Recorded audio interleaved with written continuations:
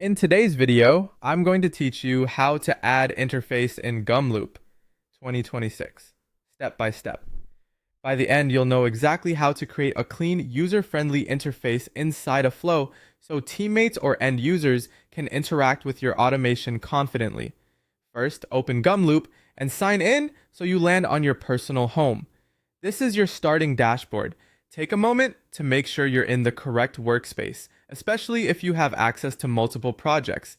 Keeping things organized from the start will make your flow and interface easier to find later. Now look toward the top right-hand side of the page. That area houses the main creation controls you'll use throughout Gumloop. When you're ready, click Create Flow. This opens a fresh pipeline where you'll build the logic of your automation and attach an interface that people can use to provide inputs or trigger actions. Inside the pipeline, select Add Interface. Think of the interface as the front door to your flow.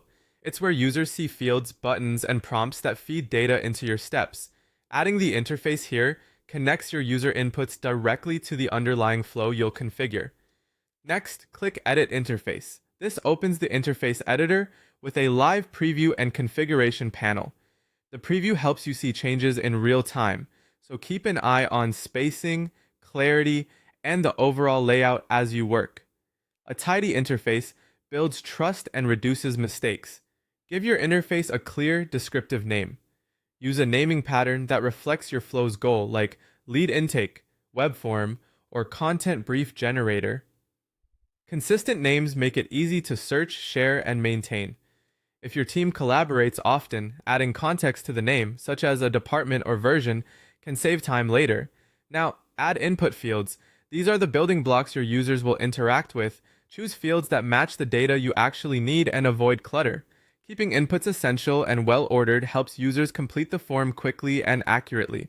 Add a text field to capture written input, and text fields are perfect for names, short notes, or prompts. If you expect longer responses, mention that clearly in the field description so users know what to provide.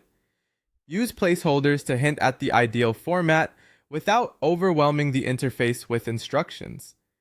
Finally, add a label to the field. Labels should be short, specific, and action-oriented. For example, company name or describe the task. Clear labels improve usability and accessibility, and they reduce back and forth later. That's it. Your interface is added, editable, and ready to support your flow. Keep refining labels and fields as you test, and you'll have a smooth, dependable user experience in no time.